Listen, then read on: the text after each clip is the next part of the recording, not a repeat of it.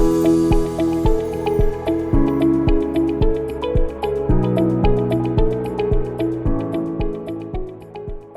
байцгаана уу хүмүүс сонсогчдоо. Мөнгөн гүр эмнэлгийн ээлжид подкастын дугаар энхүү эхэлж байна. За өнөөдрийн дугаар мөнгөн гүр эмнэлгийн зураг судасны ихэмж явж араас хүрэлцэн ирсэн байна. Танд энэ өдрийн мэндийг хүргэе. Баярлалаа. Чамд ч гэсэн энэ өдрийн мэнд хүргэе. За өнөөдрийн сэдэв бол цэвэршилтийн насны эмэгтэйчүүдэд зураг судасны эрүүл мэндийн байдлыг хэрхэн нөлөөлдөг талаар эмч маань дэлгэрэнгүй ярьж өгвөл. За баярлалаа. Тэгэхээр зүрх гэдэг эрхтэн товчхон тайлбарлая гэж бол бодож байна. Зүрх гэдэг маань цээжний зүүн талд байрладаг, хоёр талаараа уушгаар хучигдсан бүх эд эрхтэнд цусан хангамж буюу пампын үүрэг гүйцэтгэдэг. Өөрөө титэм судас гэсэн 3 судасаар цусан хангамжаа авдаг эрхтэн зүрх гэж бол хэлж байгаа. Цэвэршил гэдгийг товчхон тайлбарлах хэрэгтэй байх. Яагаад гэвэл цэвэршилтийн гэсэн зүрх судасны нөлөөлж байгаа байдал гэж болохоор цэвэршил гэдэг маань биений бүрэн хаагдаад нөхөн үрчүүн үйл ажиллагаа зогсох үе шатыг л цэвэршил гэж бол хэлж байгаа. Өөрөөр хэлэх юм бол өндөвчин дэх өндөн эсийн нөөц дууссан гэсэн. Өндөвчөнд өндгөн эсийн хэмжээ нөөц өндөр байх тусам бие мах бодит эстроген дааврын нийлэгжил илүү идэвхтэй бол явагдаад эстроген даавар нь эмэгтэйчүүдийн зүрх судасны өвчнөөс хамгаалах тийм үйлчлэгтэй гэдэг нь батлагдсан. Цэвэршилтийн үе шатанд эстроген дааврын хэмжээ буурахаар эмэгтэйчүүдийн цусан дах өөгцсний түвшин бол өсдөг. Тэгэхээр өөгцсний түвшин өсөөд ирэхээр артерийн даралт ихсэх, цус харвах, зүрх судасны эргэтэн тогтолцооны өвчнөд өртөх эрсдлийг нэмэгдүүлж өгч байгаа юм аа. Одоо таны ярьж байгаа энэ эрсдэл гээд байгаа тийм. Тэгэхээр энэ яг зүрх судасны өвчнөд яг яаж нөлөөлөх юм бол? За зүрх судасны өвчний эрсдэлт хүчин зүйл гэхээр маш олон хүчин зүйл бол байдаг. Энд заавал эмэгтэй гэхгүй те хүүс хараалцахгүйгээр эрэгтэйч бай эмэгтэй хүн нөлөөлдөг. Одоо бид нэр өдөр тутам амьдралдаа хүртдэг хүчин зүйлийг яриа гэж бол бодлоо. Энд хорт зуршил, өмнө тамхи татах, арх уух, артерийн даралт ихсэх, цусны холестерин их байх, тархалал, хөдөлгөөний дутагдал, эрүүл бус хооллол, чихрийн шижин өвчин. Эдгээрт бол бид нар өдөр тутамдаа бол тааралддаг. За эдгээрээс артерийн даралт ихсдэг, чихрийн шижин өвчин, удамшил гэхээр аав ээжийн цусны дурлалын зүрхний өвчнөр нас барсан гэж бол үздэг. Хэвлийн тойрог их байх, өөгцсний солилцоо өндөр. Эдгээр 5 хүчин зүйлээс 2 нь байх юм бол метаболик синдром буюу бодис солилцооны алдагдал тухайн явагдаж байна гэж үздэг бол байгаа. Тэр одоо яг цэвэршилтийн насны эмэгтэйчүүд мөн тийм зүрх судасны өвчнөөс хэрхэн уучлан сэргийлэх үү? Яг энэ эрсдэл ингээд энд нь үүсэж байгааг яаж мэдэх вэ? Яаж сэргийлэх вэ гэж үү? Тийм. За тэгэхээр тухайн эмэгтэй зүрхний шигдээс, тархины цус харвалт, бие даасан зүрх судасны өвчтөй байсан хэсэг нь бол маш чухал. Яагаад гэхээр цаашдаа зүрх судасны эрүүл мэндийн байдлыг нь бол тодорхойлж байгаа. Тэгэхээр нас ахих хэмжээгээр зүрх судасны өвчний эрсдэл нэмэгдээд, эрсдлийн хэмжээнд энэ бэлгийн дааврын түвшин, тамхины хэрэглээ, цусны даралт ихсэх, чихрийн шижин өвчин зэрэг нь мэдтгэдгүй цэмцээгээр нөлөөлөд ирдэг.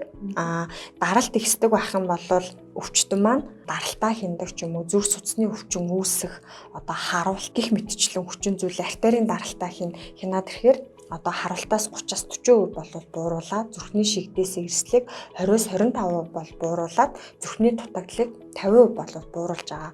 За цэвэршилтийн дараах нас нь зүрх судасны өвчнөөс урьдчилан сэргийлэхийн тулд тухайн өвчтөн маань ерөөсөө л эрт илрүүлэг болон үзлэг онцлогоон тогтмол хамрагдах нь бол маш чухал байдаг. Хорт зуршил хэрэглэдэг амьдралын буруу хвшилтэй байх юм бол тамхинаас гардаг ч юм уу те биеийн жингээ хяндаг ч юм уу илүүдэл жингээ хасдаг ч юм уу амьдралын зөв хвшилд ороод ирэх юм бол урьдчилан сэргийлэх бол боломжтой. Тэгэхээр таны нэг шигдээс гэж ярьж байгаа дээр хүн болгон даралт ихслээ эсвэл даралт буурлаа гэдэг тийм. Зарим хүмүүс маань болохоор даралтын тогтмол уудаг тэгсэн мөртлөө ингээд зүрхний шигдээс болчлаа гэдэг. Энэ яг ямар шалтгаанаас болоод үүсэж байгаа талаар давчхан ярьж өгвөл. Энэ дээр бол байр ихтний гэмтэл гэж яригдана л да. Даралтны юм уусан ч гэсэндээ хүнд бол ингээ хүндрэл нь гараад идэг. Тухайн 5 жил 10 жил уулаа. Зарим улангууд 5 жил 10 жил уусан ч байр ихтний гэмтэл гарахгүй ч гэдэг юм уу тий. Хүндрэлүүд бол гараад идэг. Энэ яг ямар учиртай вэ гэхээр тухайн маань нэгдүгээр өөрөө зовир илэрхээр даралтаа үзэх хэрэгтэй. Жишээ нь толгой өвдөө, хүзүү хөшөөд нүд бүрлзээд ирэх юм бол даралтаа үз. Тэгэхээр тэр хүн даралт нь хэд байна? Хэвийн үедээ тухайн хүн маань даралтаа үз. Тэр бол тухайн хүний хэвийн даралт гэж болоод үзнэ. Зүгээр одоо ингээд зовир илрээгүй сууж хата тухайн хүн маань даралт нь 110 далтай. Зовир илрэхэд үзгэр 130 эрттэй байх юм бол тухайн даралт хэсэлж явагдаж гин гэж үзээд нарийн мэрэгжлийн эмчтэй үзүүлээд эмчийн завраар эмээ уугаад тухайн эмчийн хяналтанд бол явна. Тэгэхээр эмчийн одоо хяналтахгүй ч юм уу, заавраарч биш юм уу, эмээ маш удаан уусан ч гэсэндээ тухайн эмээ хүндрэл гараад ирдэг. Аль эсвэл одоо зорилттой хэмжээнд даралтыг буулгаагүйгаас болоо хүндрэл нь гардаг. Аль суцыг гэмтэж ингэдгээс шалтгаалаа хүндрэл гардаг байхгүй. Тэр нь гинт зүрхний шигдээс болдог ч юм уу, тархины харуулт, нүдний торлог гэмтэх, унтаа босоод ирэхээр ингээд нүд нь улаацсан, нүдний торлог гэмтсэн ч юм уу те. Аль эсвэл одоо нүдэнд сохорцсон ч гэдэг юм уу. Аль эсвэл одоо зүрхний дутагдал, бөөрийн дутагдал гэдэг маань ерөөсөө л байр ихтний хүндрэлүүд л явагдаад байгаа болохоор даралтаа хянаач, үзээч, эмчийнхаа завраар эмээ угаач гэж хэлдэг нь бол ийм учиртай. Бас нэг хүмүүсийн гаргадаг алдаа гэхээр им уужгаад эмчийн хяналт нь 1 сар 2 сар явж байгаад эмээ хайчдаг.